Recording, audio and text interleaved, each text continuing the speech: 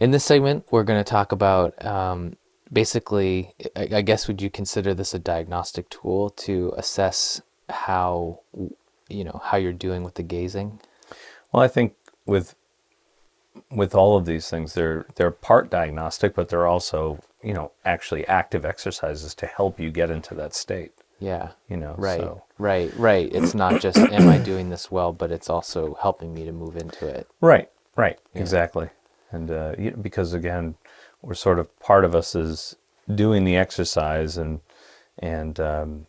then afterwards, when we get out from doing the exercise, depending on what kind of success we've had with it or whatever, and uh, we're looking at, basically while we're in it, is it being anchored at, are certain things when it happens, it's sort of like when the event happens with the exercise, right? You've sort of achieved that level of aptitude. It's, you have a certain sensation, right? I mean, it's not going to be like over the top, but you have a feeling, right? That it's like, it's not just a feeling of like, oh, I got it, but it's like, what is that underlying tone that's there, right? When I'm, gazing, and, and we change uh, the structure of the exercise. Well, it's probably easier to say it with the exercise, right? So it's this the idea of a almost like a checkerboard, right? So it's like black and white squares that are all the same size, and literally painted white and black. So, yep, that's mine. Um, so they can be almost any size, but you don't want them too big and you don't want them too small. So, and the idea is you can set that up on any tabletop or whatever you want to be, anywhere from, oh, I don't know, 4 or 5 feet away, something like that. Maybe a little farther, depending on how you visualize it. And then, so you're just going to gaze at the whole thing. So basically, this is in the center of your field of view, and you're doing the gazing off to the periphery again, just like we've talked about and we've done many times. And then from there, holding that gazing place, then what happens is things will start to shift on the checkerboard. And that's not unusual for anything geometric. It'll shift if you hold that gaze for any length of time, right? But what eventually will happen if you're holding it and relaxing it, relaxing your body more and more, and holding the gazing, holding your periphery, not letting your attention be dragged to the diagram itself, right? And as I hold just the periphery, what will happen eventually when the exercise is at its peak is that you won't see any white or black squares. It'll just be all gray squares. So it's a combination, you're blending the combination of the two. Now, there's lots of energetic explanation for this. A lot of times what we're doing is we're blending the yin and yang energies of the body, so it makes it for a nice, you know, um, you know, in a way, it's a nice exercise, energetic exercise to help blend those things. Also, right and left hemispheres of the brain, on the physical part, and and again, it'll kind of give you some sensation when you do this exercise regularly. You'll start to just do it automatically, right? And so it's kind of like magic eye, right? When you first start, you're trying to see the whatever's in the background of that picture. You do all the tricks to try to get you into that zone, but after a while, you can just look at them and see them. It takes very little time for you to switch into that mode, but there's a sensation that comes with that mode, right? And so you start to anchor in that sensation, and that's the part that we're really looking for. Not just the ability to be able to bring it to fruition and get all the squares gray, the same type of gray, but we're trying to anchor in that sensation of, if I Mm. can just pull this up and do that, and I have that sort of sensation, can I just, when I'm doing gazing at anything, can I just pull up that sensation, focus on that, and that'll bring me into alignment with whatever's going on, and I can, sort of Mm. deflect, the what's in front of me to see what's behind that, or that energetic resonance, behind that structure, whatever it is, Right. or within the structure, if we want to think of it that way. Yeah. So, So, yeah, that magic eye analogy I think is really good because it's like, 'Cause I remember doing them as a kid or whatever, Oh yeah. and being like, if you've never seen it before, Right. it's like you're searching and you're like, yeah, everybody's talking about seeing that, but like I have no idea what. Yeah, right. And then Right. once you've done it a couple times, then it's like, then yeah, you know like how to It's set like yourself into that. it's like any muscle, right? It's like we anchor that in, we know what it feels like. And once we feel, once you get that shift, right? Right. We can, you can bring that shift up regardless of what you're doing. It becomes It familiar. becomes very familiar. It becomes the known, right? We go from Right. the unknown to the known, and it's a nice way to sort of bridge that gap. And Right. and again, all of those things that we achieve that way, we can use those to help us achieve other things. So it's like, oh, remember when I couldn't do the magic eye, but now it's easy to do. Remember when it was a black and white checkerboard, and it took me a while to gaze at it and get it to gray. But now it's like I anchored in that feeling so much of shifting into that now I can just bring that shift up anytime. And so now the next exercise or the next thing that I'm trying to achieve, it's all about shifting your perceptual state as well, right? So Mm-hmm. it's like, making that analogy like, oh, first it was hard, it was foreign, I didn't know what I was doing, I couldn't see what I want, how could that even be that I could do that? And then the first time you get it, it's like, oh, that's great, you're reveling in the first time. But then it's like, as you do it consistently, you start, you can do it. You don't, Mm-hmm. it's not a big deal anymore. But so what becomes the focus? It becomes the shift. How quickly. What is your sensation of shifting your third eye into that, or, shifting, using your physical body? What's the energetic shift that you go into in order to produce that effect? And that's really what it is. It's not like you're, bearing down trying to see energy, right? Or just trying to see somebody's aura. It's like you just relax and you go into that shift as naturally as you can. And so that brings it up, right?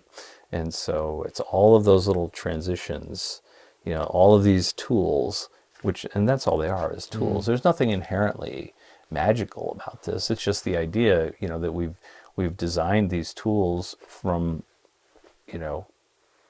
antiquity, basically. I mean, this is as old as the hills, right? So it's just that usually we're playing a game on it. So, but there are more arcane reasons to use it, right? So that's the idea. So it's, that's the thing.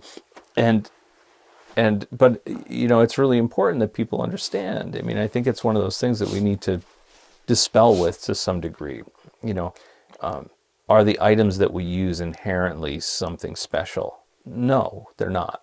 They're only special to you because they help you, develop something or bridge a gap that you have in your understanding or whatever it is. They're literally tools that we use to do it. I mean, could I do this with a regular checkerboard? Sure, you could do that. So the idea is that black and white, it helps us, sort of regulate those energies and helps balance us. But the biggest thing is that it helps us identify that shift and when it occurs and how to bring it on at will. Right. And so that's the huge thing. And that's a really, for something so simple, that's a great tool to do that. Okay. So a couple of little technical details with the checkerboard. I noticed yours is 8x8, Mm-hmm. right? I don't know if you mentioned that in the beginning, but is that important? I mean, I tried to copy what, the oldest document I could find on doing that. Okay. And that's what it was. Okay. So that's what I did. I mean, I've had other people do bigger, and make it, as long as it's all the same. You want to be as precise as you can with making the lines exactly, you want it to be geometrically as exacting as possible. Use a ruler. Use a ruler. Yeah. Right. Get this. Does it matter? Yours look like they're like maybe an inch by an inch squares or something like that. But could you do 2 inches by 2 inches Absolutely. or whatever? It doesn't Yeah, matter. it doesn't matter. Okay. It doesn't matter really. It's just making that like perfectly regular geometric pattern in front of you. It'll have a big difference if you do that. If it's off a little bit, it probably isn't going to make a lot of difference, but I don't know that for sure because, I had teachers that were really like, and not just my teachers. I mean, they might, I've had teachers that were just like, just do it, and others that were like, do it this way. Yeah, yeah, It's yeah. like, and I happen to be in that tendency a little bit more of, I'm always holding myself back because I want to make it just right. But I also have learned that, you know, doing it is much more important than making it perfect. Mm. And so, you know, I'm always going to hedge on the side of pushing people toward doing it, not, you know, I don't have the right tools, I don't have this, I don't have that. Like, what do you have? You know, let's make it work with what you do have. And, Right. you know, I mean, that one's, you know, oil paints and you know, things that I thought at the time were going to be, you know, much more. But I've seen people do it with, you know, black and white markers, and they work perfectly fine. So, you know, I spent a lot of time on that. You know, and it's like, of course, I still have it, and it's, you know, decades old, but and it's still in the same shape it was in when I made it. But does it really, you know, in the end, does it really matter?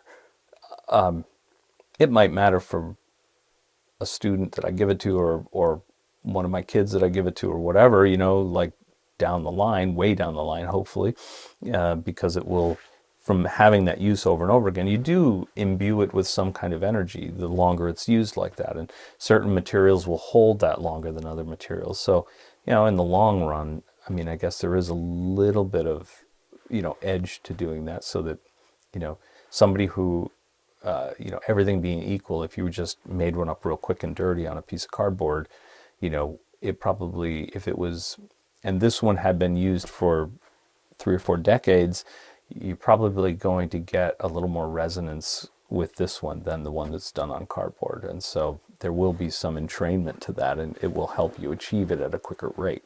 Hmm. But But but everything being equal, but it's no, at the same. But at the same time, it's not the thing that's changing. It's you that's changing. it's you that's changing. Right. Right, right. And so a couple things with that, right? Like if somebody's gazing at their diagram and Mm-hmm. for the life, you know, you just can't get the white and the black to shift or to do Mm-hmm. to change it all or whatever, or it's coming on a little bit or it seems like it is, but they're not really getting, Yeah. you know, is that just another one of those instances where you just bring your awareness to your body and relax deeper and that sort of thing? Always relax first. You know, it's always, you know, it's anytime something's not moving in the way that I want it to, or the way that I think it should be, Mm-hmm. which is pretty subjective, right? I relax. I mean, it takes a while to make these shifts. I mean, there is, you know, it literally is not just your awareness. Remember that, you know, your awareness, your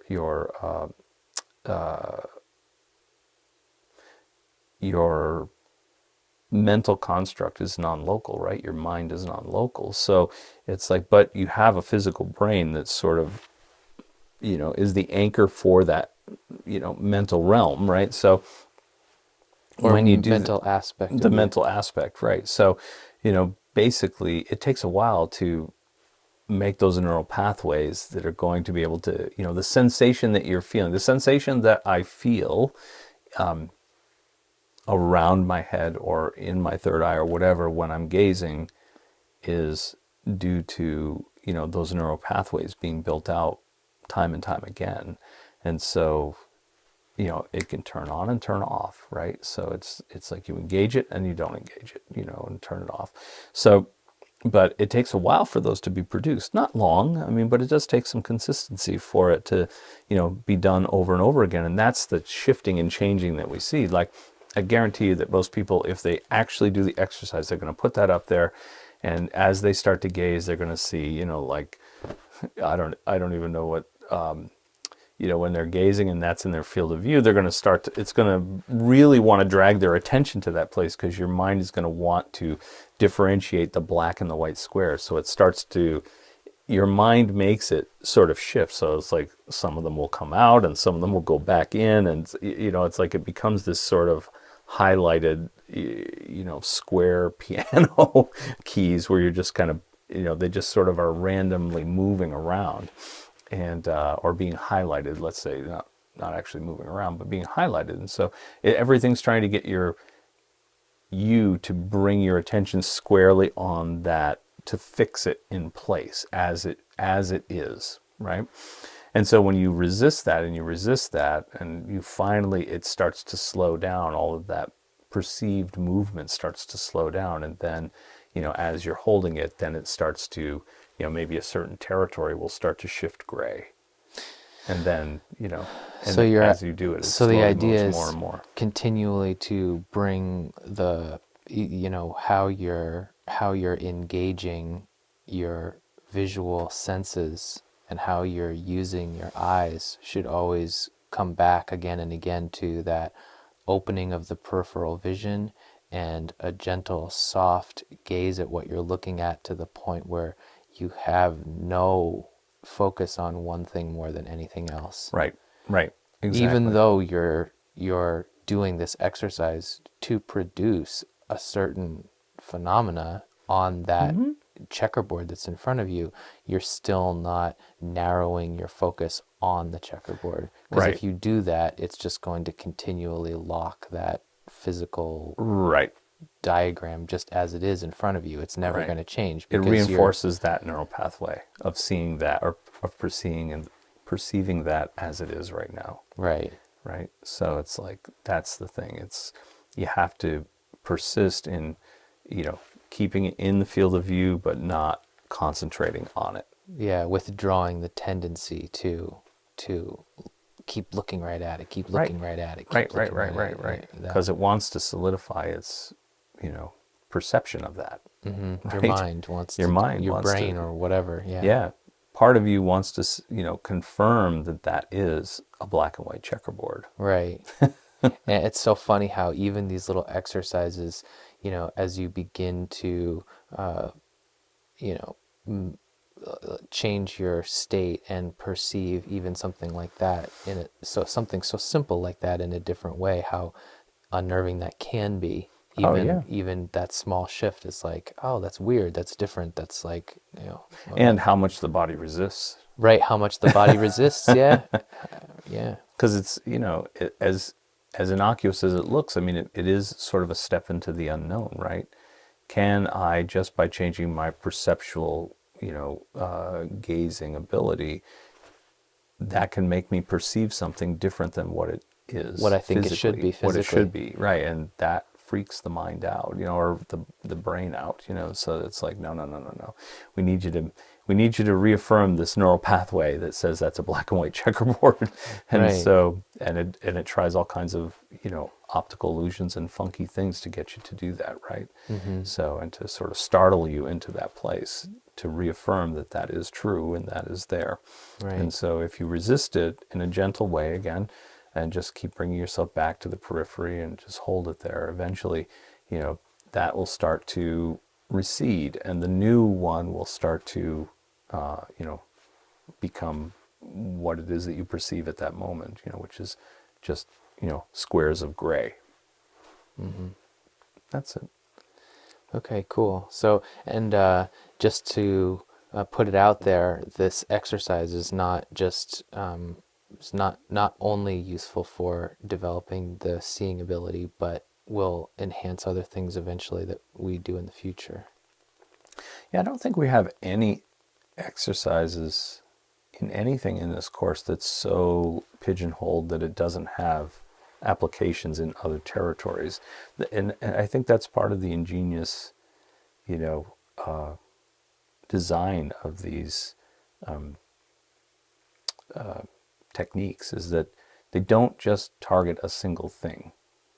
It's like they're always, you're able to utilize them for many different things over time. It's like, locking in that sensation of being able to shift into that mode is really applicable to a number of different things. And, being able to relax in the face of something that's unknown, or, is, you're not quite sure what it is. And so the first response might be fear, or the first response might be, withdrawal or whatever. And to be able to sort of train yourself to relax first, and let's just see how this pans out. And then, okay, it's still not comfortable. Okay, then I'm going to pull back. But if it's, you might actually perceive it in a different way that actually makes more sense if you have that tendency to relax first. And so I can't think of a single thing that doesn't have multiple applications in what we're doing. So, which I think is just, over the millennia, is just, it's ingenious the way they've come up with all this stuff. I think it's also very encouraging because, to know that at least ahead of time, because it also means that when you're working on a gazing exercise like this, that, it's like you're not wasting your time not doing something else cool that you could be doing or whatever. Right. You know, Right. it's Right. not like I'm not taking time away from developing my faculties with this stuff in these other areas by doing this to develop my seeing or whatever. It's like it all links together, and Right. everything supports everything else. And again, it come back to it over and over again, all right? It's like these fundamental techniques, these fundamental training exercises, it's we constantly come back to them because it's they're really they build and tone the base of what you do. So the better that you're able to do that, I would bet that people that are really great really in that 2% of what they do, whether it be music, art, athletics, whatever, really, like in the 2% of the highest territory of anything that's being done, I guarantee you that all of those people are practicing basics on a regular, daily, in and out thing. It's not just the advanced techniques. It's like for musicians, they're practicing scales. If it's, on and on and on. They're really they hone their technique. The reason that they can really go out on a limb with whatever it is that they do is because their basics are so good. They're instinctual. Right. And that's what we want to do with this too. It's like we want to engage and experience that energetic realm. We want to be able to see that. We want to be able to move into that. We want to, have that be a big part of our perception in our life and our experience. But basically these things are the things that get you through the door and right. and give you the tools to be able to navigate that well once you're there too. Right, and expand on it. Right. Yeah. So if that anchor isn't solid, then you're not going to be able to expand. You're going to, and that's what, there are a lot of admonitions about, sort of not doing so well or moving too fast through the basics or through the fundamentals, right? And then, you get to it's okay in the beginning, but then you get to a certain part and you're trying to go deeper and you can't. Right. And you're thinking there's something wrong or whatever, and it's like somebody else is seeing that, look, that should be easy for you.